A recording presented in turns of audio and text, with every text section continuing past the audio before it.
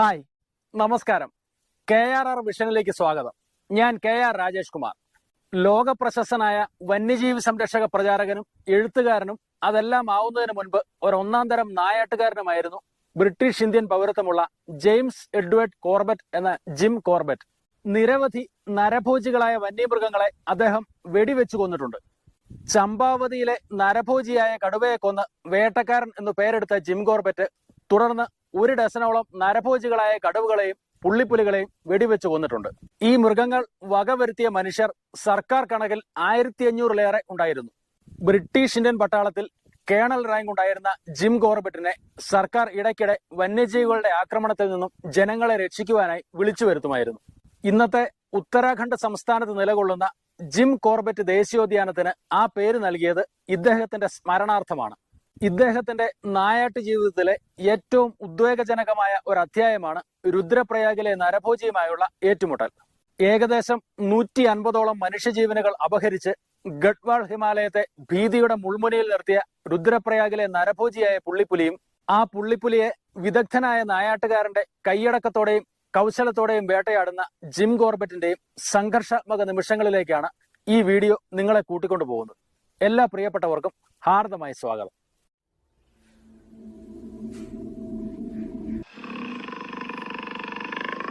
നദീസംഗമം എന്നുള്ളതിന്റെ ഹിന്ദി വാക്കാണ് പ്രയാഗ്. രുദ്രപ്രയാഗിൽ 2 നദികൾ സംഗമിക്കുന്നു. കേദാർനാഥിൽ നിന്ന് ഒഴുകിയെത്തുന്ന മന്ദാകിനിയും ബദ്രീനാഥിൽ നിന്ന് വരുന്ന അളകനന്ദയും. പിന്നീട് ദേവപ്രയാഗിൽ വെച്ച് അളകനന്ദ ഭാഗീരഥി നദിയുമായി യോജിച്ചാണ് ഗംഗാ നദി രൂപപ്പെടുന്നത്. ഒരു മൃഗം, അത് പുള്ളിപ്പുലിയായാലും കടുവയായാലും നരഭോജിയായി മാറുമ്പോൾ അതിനെ തിരിച്ചറിയാൻ സ്ഥലപ്പേരും കൂടി ചേർക്കാറുണ്ട്. സ്ഥലപ്പേര് നൽകി എന്ന ഒറ്റ കാരണം കൊണ്ട് ആ മൃഗം അതിന്റെ മനുഷ്യമാംസ ഭോജനം അവിടെയാണ് തുടങ്ങിയതെന്നോ അല്ലെങ്കിൽ ആ മൃഗത്തിന്റെ വിഹാരരംഗം അവിടെ മാത്രമാണെന്നോ അർത്ഥമാകുന്നില്ല. രുദ്രപ്രയാഗിൽ നിന്ന് 12 മൈൽ അകലെ കേദാർനാഥ് തീർത്ഥാടക മാർഗത്തിനടുത്തുള്ള ചെറിയൊരു ഗ്രാമത്തിൽ ആദ്യമായി ഒരു മനുഷ്യനെ ആക്രമിച്ച് കൊന്നുതിന്ന പുള്ളിപ്പുലിയെ പിന്നീട് രുദ്രപ്രയാഗിലെ നരഭോജി എന്ന് എല്ലാവരും വിളിച്ചെങ്കിൽ അത് സ്വാഭാവികം മാത്രം. കടുവകൾ എന്ത് കാരണങ്ങൾ കൊണ്ട് നരഭോജികളാകുന്നുവോ ആ കാരണങ്ങൾ പുള്ളിപ്പുലികൾക്ക് ബാധകമല്ല. നമ്മുടെ വനങ്ങളിൽ കാണുന്ന മൃഗങ്ങളിൽ ഏറ്റവും ഭംഗിയും സൗകുമാര്യവും പുള്ളിപ്പുലികൾക്കാണ്. പക്ഷേ ഈ വർഗം വിശപ്പിന്റെ വിളി സഹിക്കാൻ പറ്റാതാവുമ്പോൾ ഏറ്റവും ചീഞ്ഞളിഞ്ഞ മാംസം പോലും ഭക്ഷിക്കാറുണ്ട്. ആഫ്രിക്കൻ കാടുകളിലെ സിംഹങ്ങളെ പോലെ ഇവിടുത്തെ പുള്ളിപ്പുലികൾ ചത്തുകിടക്കുന്ന എന്തിനേയും തിന്നും. ഗഡ്വാളിലെ ആൾക്കാർ ഹിന്ദുക്കളാണ്. അതുകൊണ്ട് അവർ മരിച്ചവരെ ദഹിപ്പിക്കുന്നു. ശവദാഹം ഏതെങ്കിലും അരുവിയുടെയോ അല്ലെങ്കിൽ നദിയുടെയോ കരയിൽ വെച്ചാണ് നടത്താറുള്ളത്. മരിച്ച വ്യക്തിയുടെ ചിതാഭസ്മം ആ നദിയിൽ തന്നെ ഒഴുകും. ഭൂരിപക്ഷം ഗ്രാമങ്ങളും മലമുകളിലാണ് സ്ഥിതി ചെയ്യുന്നത്. നദികളും അരുവികളുമൊക്കെ പലപ്പോഴും മൈലുകൾ അകലെയുള്ള താഴ്വരയിലായിരിക്കും. അങ്ങനെ വരുമ്പോൾ ശവസംസ്കാരം ജനസംഖ്യ കുറവായ ഗ്രാമസമൂഹങ്ങൾക്ക് ഒരു ഭാരമാകാറുണ്ട്. സാധാരണ സമയങ്ങളിൽ ഈ ചടങ്ങുകളൊക്കെ കാര്യക്ഷമമായി നടന്നു പോകാറുണ്ട്. പക്ഷേ അസുഖങ്ങൾ, പകർച്ചവ്യാധി പോലെ മലവാസികളെ വേട്ടയാടുമ്പോൾ ശവദാഹ ചടങ്ങുകൾ എത്രത്തോളം വേഗത്തിൽ നടത്തപ്പെടുന്നുവോ അതിലും വേഗത്തിൽ മരണങ്ങൾ നടക്കും.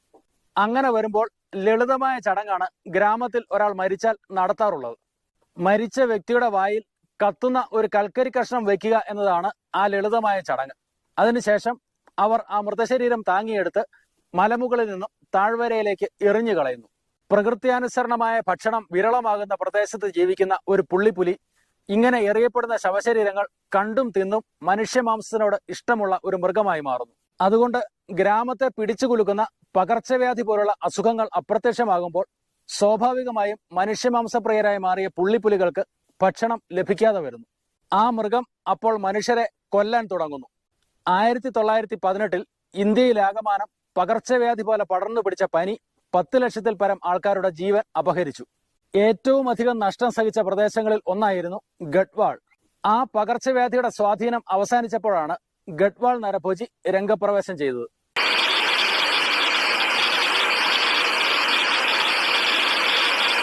രേഖകൾ പ്രകാരം 1918 ജൂൺ മാസം 9-ാം തീയതിയാണ് രുദ്രപ്രയാഗിലെ നരഭോജിയായ പുള്ളിപ്പുലി ബെയിൻജി എന്ന ഗ്രാമത്തിൽ അതിന്റെ ആദ്യത്തെ മനുഷ്യക്കൊല നടത്തിയത്. ഏറ്റവും അവസാനത്തെ കൊല 1926 ഏപ്രിൽ 14-ന് ഭൈൻസ്വാര ഗ്രാമത്തിലും. ഈ 2 തീയതികൾക്കുള്ളിൽ ഗവൺമെന്റ് രേഖകൾ പ്രകാരം നരഭോജി കൊന്നിട്ടുള്ളത് 125 മനുഷ്യരെയാണ്. രുദ്രപ്രയാഗിലെ നരഭോജിയായ പുള്ളിപ്പുലി അടിച്ചേൽപ്പിച്ചിട്ടുള്ള നിശാനിയമം പോലെ ഏറ്റവും അചഞ്ചലമായി പാലിക്കപ്പെടുന്ന മറ്റൊരു നിശാനിയമം ഒരു കാലത്തും ഇറങ്ങിയിട്ടില്ല. സൂര്യപ്രകാശമുള്ളപ്പോൾ ആ പ്രദേശത്ത് ജീവിതം സാധാരണഗതിയിലായിരുന്നു. സൂര്യൻ പടിഞ്ഞാറെ ചക്രവാളത്തിനടുത്ത് എത്തുമ്പോൾ ആ പ്രദേശത്തുള്ള ജനതയുടെ പെരുമാറ്റത്തിൽ പെട്ടെന്ന് പ്രത്യക്ഷത്തിൽ കാണാവുന്ന മാറ്റമുണ്ടാകുമായിരുന്നു. രാത്രിയാകുമ്പോൾ ആ പ്രദേശം മുഴുവൻ വിപൽ സൂചന നൽകുന്ന നിശബ്ദതയുടെ മറവിലായിരിക്കും.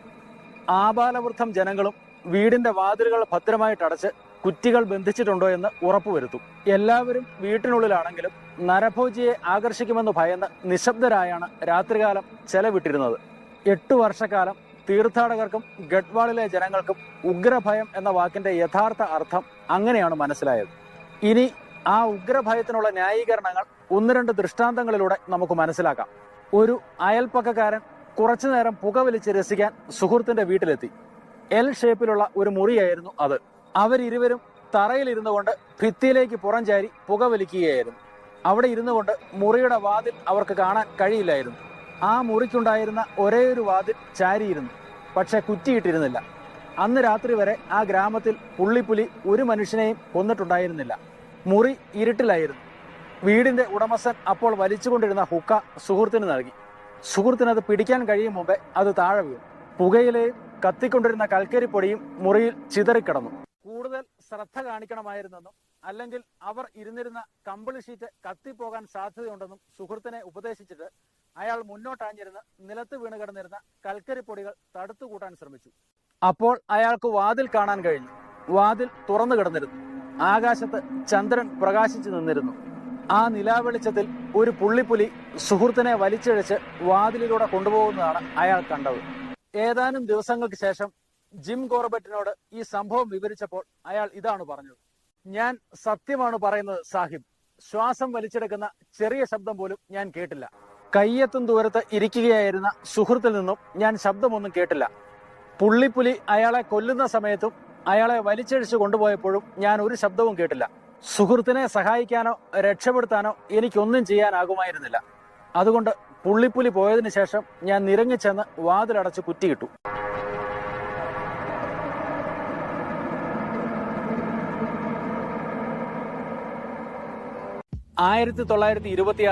ഏപ്രിൽ 14 എന്ന തീയതി ഗഡ്വാൾ നിവാസികൾ ഏറെക്കാലം ഓർമ്മയിൽ സൂക്ഷിക്കുന്ന ഒരു തീയതിയാണ്.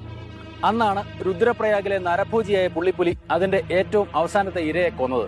അന്നേ ദിവസം വൈകുന്നേരം ഒരു വിധവയും അവരുടെ 9 വയസ്സുള്ള പെൺകുട്ടിയും 12 വയസ്സുള്ള ആൺകുട്ടിയും അയൽവാസിയുടെ 8 വയസ്സുള്ള ബാലനെയും കൂട്ടി ഭൈൻസ്വാര ഗ്രാമത്തിന് സമീപമുള്ള നീരുറവയിൽ വെള്ളമെടുക്കാൻ പോയി. പാചകാവശ്യത്തിനുള്ള വെള്ളം ശേഖരിക്കാനാണ് അവർ പോയത്. നീണ്ട കെട്ടിടനിരയിലെ മധ്യത്തിലുള്ള കെട്ടിടത്തിലാണ് വിധവയും മക്കളും താമസിച്ചിരുന്നത്. കെട്ടിടങ്ങളൊക്കെ 2 നിലയിൽ പണിതതായിരുന്നു. പൊക്കം കുറഞ്ഞ താഴത്തെ നിലയിലാണ് വിറകും ധാന്യശേഖരവും അവർ സൂക്ഷിച്ചിരുന്നത്. മുകളിലത്തെ നില താമസത്തിനുള്ളതായിരുന്നു. കെട്ടിടത്തിന്റെ ഒരറ്റം മുതൽ മറ്റേ അറ്റം വരെ 4 അടി വീതിയിലുള്ള വരാന്തയുണ്ടായിരുന്നു. കൊച്ചു ഭിത്തികളുള്ള ചെറിയ കൽപ്പടവുകൾ വരാന്തയിലേക്ക് നമ്മെ നയിക്കുന്നു. ഓരോ പടിക്കൂട്ടങ്ങളും 2 കുടുംബക്കാർ വീതമാണ് ഉപയോഗിച്ചിരുന്നത്. മുറ്റത്തിനു ചുറ്റും ചെറിയ ഉയരം കുറഞ്ഞ മതിലും ഉണ്ടായിരുന്നു. വിധവയും മക്കളും ഉപയോഗിച്ചുകൊണ്ടിരുന്ന കൽപ്പടവുകളിലേക്ക് ആ 4 പേരും നടക്കുകയായിരുന്നു. ഏറ്റവും മുന്നിൽ അയൽക്കാരന്റെ മകനാണ് നടന്നിരുന്നത്. പടി കയറാൻ തുടങ്ങിയപ്പോൾ അവൻ ഒരു മൃഗത്തിനെ കണ്ടു. അത് ഒരു നായയാണെന്ന് ആ പാവം തെറ്റിദ്ധരിച്ചു. പടികളോട് ചേർന്ന് കിടന്ന താഴത്തെ നിലയിലെ ഒരു തുറന്ന മുറിയിലാണ് ആ മൃഗം കിടന്നിരുന്നത്. ആ ബാലൻ ആ മൃഗത്തിന്റെ കാര്യം അപ്പോൾ പറഞ്ഞില്ല. മറ്റുള്ളവർ എന്തുകൊണ്ടോ ആ മൃഗത്തെ കണ്ടതുമില്ല. ആ ബാലന്റെ പിന്നാലെ പെൺകുട്ടിയും പിന്നെ വിധവയും ഏറ്റവും പിന്നിൽ മകനും. പടികൾ ഏതാണ്ട് പകുതി കയറിയപ്പോൾ മകൻ ചുമന്നിരുന്ന ഭാരിച്ച പിച്ചളപാത്രം താഴെ വീണ ഉരുണ്ടു പോകുന്ന ശബ്ദം വിധവ കേട്ടു. അശ്രദ്ധ കാണിച്ചതിന് മകനെ ശകാരിച്ചുകൊണ്ട് സ്വയം ചുമന്നിരുന്ന പാത്രം വരാന്തയിൽ വെച്ചിട്ട് മകൻ എന്താണ് കാട്ടിക്കൂട്ടിയതെന്ന് അറിയാൻ അവർ തിരിഞ്ഞു നോക്കി. ഉരുണ്ടു വീണ പാത്രം പടികളുടെ താഴെ കിടപ്പുണ്ടായിരുന്നു. മകനെ എങ്ങും കാണാത്തപ്പോൾ അവൻ ഭയപ്പെട്ട് ഓടിപ്പോയതായിരിക്കുമെന്ന് ആ പാവം സ്ത്രീ വിചാരിച്ചു. തൊട്ടടുത്ത വീടുകളിൽ താമസിച്ചിരുന്നവർ പാത്രം താഴെ വീഴുന്ന ശബ്ദം കേട്ടിരുന്നു. അമ്മ മകനെ ഉറക്കെ വിളിക്കുന്നത് കേട്ടപ്പോൾ അവരൊക്കെ ഇറങ്ങി വന്ന് കാര്യം തിരക്കി. താഴത്തെ നിലയിലുള്ള ഏതെങ്കിലും മുറിയിൽ അവൻ ഒളിച്ചിരിക്കുകയായിരിക്കുമെന്ന് ചിലർ സംശയിച്ചു. പക്ഷേ താഴത്തെ നിലയിലുള്ള മുറികളിൽ ഇരുൾ പടർന്നു കഴിഞ്ഞിരുന്നു. അതുകൊണ്ട് അവർ റാന്തൽ വിളക്ക് കൊണ്ടുവന്ന് പരിശോധന തുടങ്ങി. റാന്തലിന്റെ വെളിച്ചത്തിൽ വിധവ നിന്നിരുന്ന പടിക്കെട്ടിൽ രക്തം വീണ് കിടക്കുന്നത് ഒരാൾ കണ്ടു. ഭയചകിതനായി അയാൾ ഒച്ച വെച്ചപ്പോൾ മറ്റുള്ളവരൊക്കെ മുറ്റത്തേക്ക് ഇറങ്ങി വന്നു. അക്കൂട്ടത്തിൽ പലവട്ടം നായാട്ടിന് പോയിട്ടുള്ള ഒരു വൃദ്ധനും ഉണ്ടായിരുന്നു. ആ വൃദ്ധൻ റാന്തൽ പിടിച്ചു വാങ്ങിയിട്ട് രക്തപ്പാടുകൾ പിന്തുടർന്നു. മുറ്റവും കടന്ന് പൊക്കം കുറഞ്ഞ മതിലും കടന്ന് ആ രക്തപ്പാടുകൾ അടുത്ത പുരയിടത്തിലേക്ക് നീണ്ടുപോയിരുന്നു. ആ പുരയിടത്തിലെ ഇളകിയ മണ്ണിൽ പുള്ളിപ്പുലിയുടെ കാൽപ്പാടുകൾ വ്യക്തമായി കാണാമായിരുന്നു.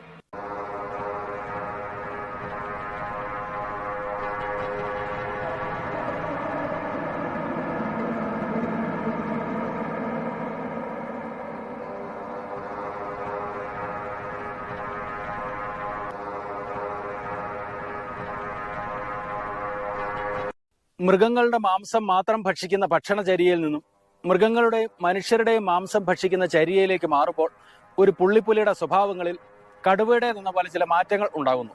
അതുകൊണ്ട് തന്നെ പുള്ളിപ്പുലിയെ സാധാരണ രീതിയിൽ വേട്ടയാടുന്ന അതേ മാർഗത്തിലൂടെ നരഭോജിയായ പുള്ളിപ്പുലിയെ വേട്ടയാടാൻ ശ്രമിച്ചാൽ കണക്കുകൂട്ടലുകൾ പിഴയ്ക്കാൻ സാധ്യതയുണ്ട്. പുള്ളിപ്പുലികളെ കൊല്ലുന്നതിനുള്ള ഏറ്റവും പൊതുവായ മാർഗം അതിനുവേണ്ടി കാത്തിരിക്കുക എന്നതാണ്. അത് കൊന്നിട്ട ഇരയുടെ സമീപമാകാം, അല്ലെങ്കിൽ ജീവനുള്ള ഒരു ഇരയെ കെണിയായി ഉപയോഗിച്ചുകൊണ്ടുമാവാം. ഈ രണ്ട് മാർഗങ്ങളിൽ ഏതെങ്കിലും ഒന്ന് നടപ്പിലാക്കണമെങ്കിൽ ഒന്നുകിൽ പുള്ളിപ്പുലി കൊന്നിട്ട ഒരു ഇരയെ കിട്ടണം, അല്ലെങ്കിൽ പുള്ളിപ്പുലിയുടെ താവളം നമ്മൾ അറിഞ്ഞിരിക്കണം. ഒരു മനുഷ്യജീവൻ പോലും നഷ്ടപ്പെടരുത് എന്ന ലക്ഷ്യവുമായാണ് ജിം കോർബറ്റ് ഭൈൻസ്വാരയിലേക്ക് പോയത്. അതുകൊണ്ട് തന്നെ മറ്റൊരു മനുഷ്യക്കൊല നടക്കുന്നത് വരെ കാത്തിരിക്കാനും അദ്ദേഹം ഉദ്ദേശിച്ചിരുന്നില്ല. അതുകൊണ്ട് എത്രയും വേഗം നരഭോജിയുടെ താവളം കണ്ടുപിടിച്ച് ജീവനുള്ള ഒരു ഇരയെ കെണിയായി ഉപയോഗിക്കാനാണ് ജിം തീരുമാനിച്ചത്. കേദാർനാഥിലേക്കും ബദരീനാഥിലേക്കുമുള്ള ധാരാളം തീർത്ഥാടകർ ഗോലാബ്ര വഴി കടന്നു പോകാറുണ്ട്. ശ്രീനഗറിൽ നിന്ന് ഛത്തീഖലിൽ എത്തുന്ന തീർത്ഥാടകർ ഒരു ദിവസം മുഴുവൻ നടന്ന് ഗോലാബ്രയിൽ എത്തിച്ചേരുന്നു. അവിടെ നിങ്ങൾക്ക് നിരനിരയായി പണിതു വെച്ചിട്ടുള്ള തീർത്ഥാടക താവളങ്ങൾ കാണാം. എല്ലാം പുല്ലുമേഞ്ഞ ഒറ്റമുറിയുള്ള കരിങ്കൽ കെട്ടിടങ്ങൾ. തീർത്ഥാടക താവളങ്ങളിൽ നിന്ന് 100 വാര അകലെ പാതയുടെ വലതുഭാഗത്ത് ഒരു മാവ് നിൽപ്പുണ്ട്.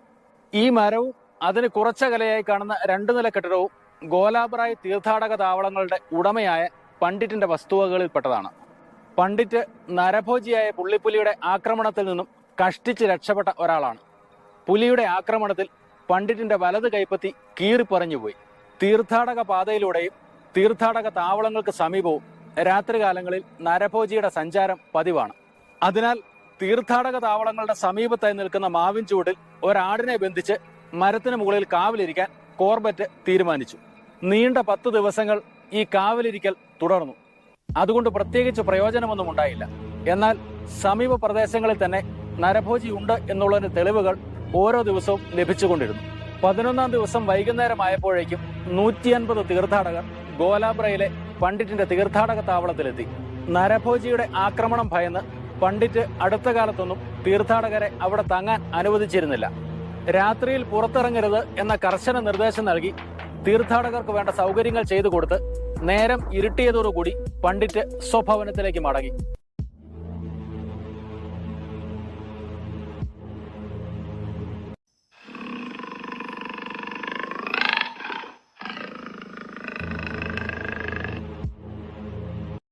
മാവിൽ നിന്നും 100 വാര അകലെ റോഡിനോട് ചേർന്ന് കിടക്കുന്ന കൃഷിപ്പറമ്പിൽ മുള്ളുവേലി കെട്ടി നേരം വൈകുന്നതിന് മുൻപ് ഒരു ഇടയൻ തന്റെ ആട്ടിൻപറ്റങ്ങളെയും ചെമ്മരിയാട്ടിൻപറ്റങ്ങളെയും ഒരുക്കി നിർത്തിയിരുന്നു.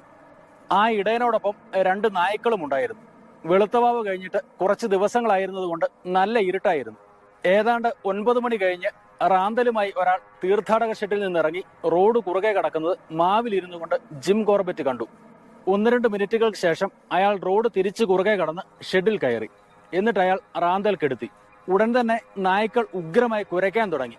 നായ്ക്കൾ പുള്ളിപ്പുലിയെ നോക്കിയാണ് കുരയ്ക്കുന്നതെന്ന് കോർബറ്റ് മനസ്സിലാക്കി. ഒരുപക്ഷെ റാന്തലുമായി വന്ന തീർത്ഥാടകനെ പുള്ളിപ്പുലി കണ്ടു കാണുമെന്നും റോഡിലൂടെ അവൻ ഷെഡ് ലക്ഷ്യമാക്കി നടക്കുകയാവുമെന്നും കോർബറ്റ് വിചാരിച്ചു. ആദ്യം നായ്ക്കൾ റോഡ് ലക്ഷ്യമാക്കിയാണ് കുരച്ചിരുന്നത്. പക്ഷെ പിന്നീട് അവ കോർബറ്റ് ഇരുന്ന മരം ലക്ഷ്യമാക്കി കുരയ്ക്കാൻ തുടങ്ങി. ഉറങ്ങിക്കിടന്നിരുന്ന ആടിനെ പുള്ളിപ്പുലി കണ്ടു കാണുമെന്ന് കോർബറ്റ് ഊഹിച്ചു. നായ്ക്കളുടെ കൺവട്ടത്ത് പെടാതെ ഒളിഞ്ഞിരിക്കാനും അവൻ ശ്രദ്ധിച്ചു. തന്മൂലം നായ്ക്കളുടെ കുര നിന്നു. അടുത്ത നടപടി എന്തെന്ന് നരഭോജി ചിന്തിക്കുകയാവുമെന്ന് കോർബറ്റ് ഊഹിച്ചു. പുള്ളിപ്പുലി എത്തിയെന്നും താൻ ഇരിക്കുന്ന മാവിനെ മറയാക്കി അവൻ ആടിനെ ആക്രമിക്കാൻ ശ്രമിക്കുകയാണെന്നും കോർബറ്റ് മനസ്സിലാക്കി. കോർബറ്റ് തന്റെ റൈഫിളിൽ ചെറിയൊരു ഇലക്ട്രിക് ടോർച്ച് ഘടിപ്പിച്ചിരുന്നു. റൈഫിൾ ആടിന് നേർക്കാണ് ചൂണ്ടിയിരുന്നത്. അല്പം കഴിഞ്ഞപ്പോൾ മരത്തിനടിയിൽ നിന്നും എന്തോ പായുന്ന ശബ്ദം കേട്ടു. ഉടൻ തന്നെ ആടിന്റെ കഴുത്തിലെ മണി കിലുങ്ങി. ടോർച്ചിന്റെ ബട്ടൺ അമർത്തിയപ്പോൾ റൈഫിളിന്റെ വ്യൂ പോയിന്റിലൂടെ ഒരു പുള്ളിപ്പുലിയുടെ ചുമൽഭാഗമാണ് കോർബറ്റ് കണ്ടത്. റൈഫിൾ തെല്ലിട പോലും അനക്കാതെ കോർബറ്റ് കാഞ്ചി അമർത്തി. അതോടെ ടോർച്ചും കെട്ടുപോയി. വെടിശബ്ദത്തിന്റെ പ്രതിധ്വനികൾ താഴ്വരയിൽ മാറ്റിലിക്കൊണ്ട് ഇല്ലാതായപ്പോൾ പണ്ഡിറ്റ് വാതിൽ തുറന്ന് എന്തെങ്കിലും സഹായം വേണോ എന്ന് ഉറക്കെ ചോദിച്ചു. പുള്ളിപ്പുലിയുടെ ശബ്ദം കേൾക്കാൻ വേണ്ടി കോർബറ്റ് കാതുകൂർപ്പിച്ചിരിക്കുകയായിരുന്നു. അതുകൊണ്ട് അദ്ദേഹം പണ്ഡിറ്റിന്റെ ചോദ്യത്തിന് മറുപടി നൽകിയില്ല. മണിക്കൂറുകൾക്ക് ശേഷം മലയുടെ മുകളിൽ ചന്ദ്രൻ പ്രകാശിക്കുവാൻ തുടങ്ങി. സമയം അപ്പോൾ വെളുപ്പിന് 3 മണി കഴിഞ്ഞിരുന്നു. 2 മണിക്കൂർ കഴിഞ്ഞപ്പോൾ ഉദയസൂര്യന്റെ നേർത്ത പ്രകാശത്തിൽ തൊട്ടടുത്തുള്ള വസ്തുക്കളൊക്കെ കാണാമെന്നായപ്പോൾ കോർബറ്റ് മരത്തിൽ നിന്നിറങ്ങി. ആടിനെ കെട്ടിയിരുന്നതിനപ്പുറത്ത് റോഡിന്റെ വക്കത്ത് പൊക്കം കുറഞ്ഞ ഒരു പാറയുണ്ടായിരുന്നു. ആ പാറയിൽ 1 ഇഞ്ച് വീതിയുള്ള രക്തച്ചാലുണ്ടായിരുന്നു. അത്രയും രക്തം വാർന്നുപോയ പുള്ളിപ്പുലി 1-2 മിനിറ്റിൽ കൂടുതൽ ജീവിച്ചിട്ടുണ്ടാവില്ലെന്ന് കോർബറ്റ് മനസ്സിലാക്കി. പാറയുടെ അങ്ങേ തലയ്ക്കിൽ നിന്നും ചോരപ്പാടുകൾ പിന്തുടർന്ന് 50 വാരയോളം കോർബറ്റ് നടന്നു. പുള്ളിപ്പുലി അവിടെ ചത്തുകിടപ്പുണ്ടായിരുന്നു. ജിം കോർബറ്റിന്റെ സഹായികൾ പുള്ളിപ്പുലിയെ എടുത്ത് ഒരു മരത്തണലിൽ കിടത്തി. ആ ദിവസം മുഴുവൻ ആയിരക്കണക്കിന് സ്ത്രീകളും പുരുഷന്മാരും കുട്ടികളും പുള്ളിപ്പുലിയെ കാണാനെത്തി. 8 വർഷക്കാലമായി ഒരു നാടിനെ മുഴുവൻ ഭീതിയുടെ മുൾമുനയിൽ നിർത്തിയ ഉഗ്രനായ നരഭോജിയുടെ ഭീഷണി ഇല്ലാതായി എന്ന യാഥാർത്ഥ്യം അവിശ്വസനീയതയോടെയാണ് അവർ ഓരോരുത്തരും ഉൾക്കൊണ്ടത്. ആ ആഹ്ലാദവും സന്തോഷവും നല്ലവരായ ഗ്രാമീണരുടെ മുഖത്ത് പ്രകടമായിരുന്നു. അവരെല്ലാവരും ജിം കോർബറ്റ് എന്ന വേട്ടക്കാരന് നന്ദി പറഞ്ഞ് പിരിഞ്ഞുപോയി. രുദ്രപ്രയാഗിലെ നരഭോജി എന്ന ഈ വീഡിയോ ഇവിടെ പൂർണ്ണമാവുന്നു. ഇതുപോലെ തന്നെ മറ്റൊരു വിഷയവുമായി നിങ്ങളുടെ മുൻപിലെത്തുന്നതുവരെ എല്ലാ പ്രിയപ്പെട്ടവർക്കും നന്മകൾ നേരുന്നു. വീണ്ടും സന്ധിക്കും വരെ വണക്കം.